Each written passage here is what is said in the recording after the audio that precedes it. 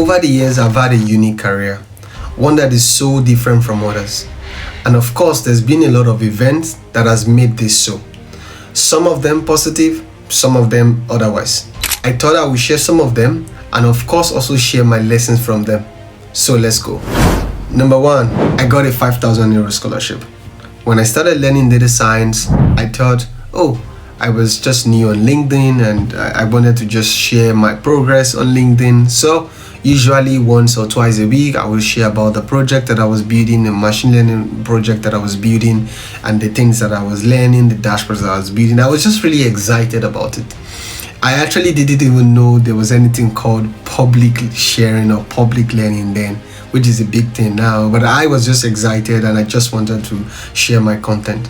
And so at the same time, I was applying to a bootcamp here in Berlin, and I had gone to the school, showed my interest that I wanted to join them and the likes, and they told me the school fees and blah blah blah. And then somehow the director of the school at the time apparently was also following my post, saw one of my posts, and I read the second one, read the third one, and really found that this guy is very, very interested in this thing.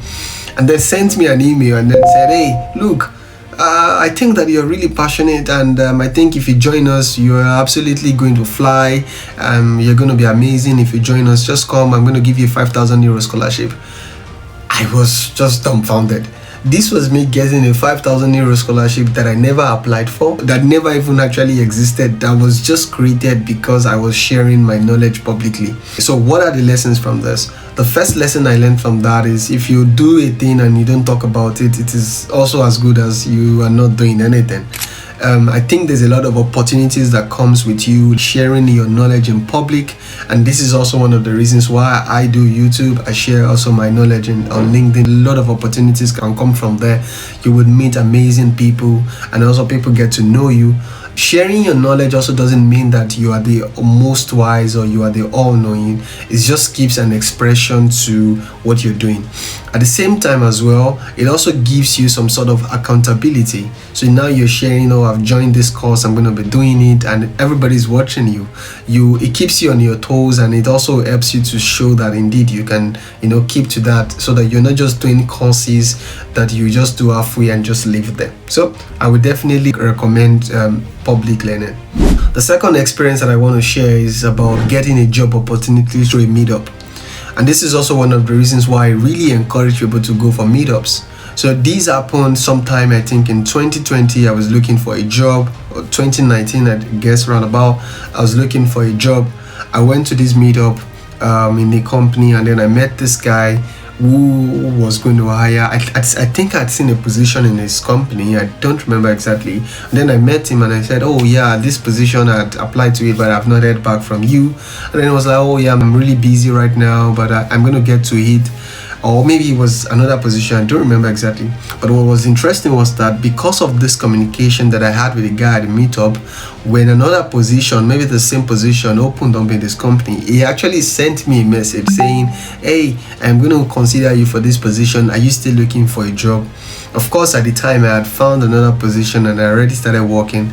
But if I were still looking for a job at the time, that would have been a game changer, because here I was, I had met the guy, we had talked quickly, and he had seen me, he had known me, he had seen what I could do, he had seen what I could share, had networked basically.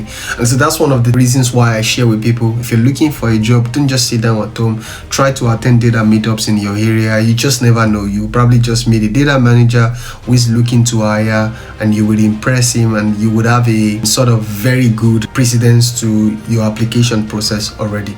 What is the third experience that I believe that shaped my career and brought me to where I am today? I think it is teaching data science. So when I started my career, I got the opportunity to start teaching right from maybe 6 months after. So I was teaching trees, which I still do actually up till now at the bootcamp that I attended, Data Science Retreat. And I also got an opportunity to teach Python for data science with Utiva, a bootcamp in Lagos, Nigeria. The thing that makes teaching quite interesting for me is the fact that you really get to visit the basics again. And so for me, before I go teach, I have to prepare the materials, prepare the courses. So I get to go through the classes again, go through the courses again, remind myself of a lot of the things that if I probably wasn't taking the classes, I probably would have forgotten. So I'm really still in touch with the basics. And I think one other thing that makes teaching really interesting is, seeing people come into the classes, interacting with them learning of you, you learning of them, and then some years down the line you actually meet these people doing amazing things in their career, and then you be like, wow, this is amazing. And you can say that they are like an offshoot of your knowledge, and probably some of them even know more than me by now, but it's just really amazing to see that you had that interaction with them while they were learning. I think also teaching has also helped me to build my confidence in speaking, like I'm doing right now, sharing my knowledge, and it's brought a lot of opportunities that I probably will share at some point later on. But yeah, I think teaching has really shaped my career also and brought me to where I am now. Now the last one, which is a probably not so nice one, was how I dealt with a very difficult colleague. In my previous job I had this colleague. We've all moved on now, but at the time she was just quite difficult in the sense that I just could not ask her questions like, oh yeah, I think I'm struggling with this, do you think you can help me?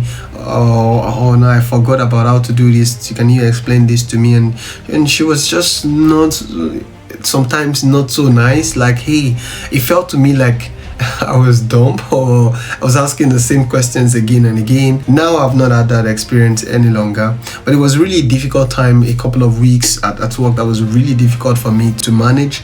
And I remember sharing with a friend, and she told me and said that you can't be emotional about this.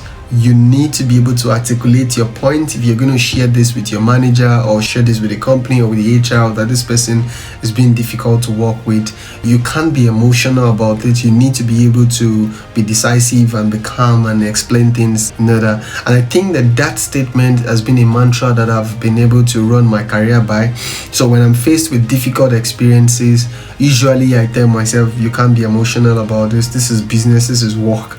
And then I sit myself down and I'm trying to write down, okay, why is this difficult? So at the end of the day, I find that I actually talk myself out of whatever problems I find, not just about that colleague or about another person that I probably find in the future. It's just the fact that I think that experience has made me to be more emotionally mature, and now I can say that I'm more emotionally intelligent than I was back then. It was a difficult situation, but I really did learn a lot out of it. I know there's a lot of video out there about what does a data scientist really do. So I thought to share the reality of things with everyone. In this video shown on the screen right now, I shared about what I really do as a data scientist, salary, job realities, and a lot more things.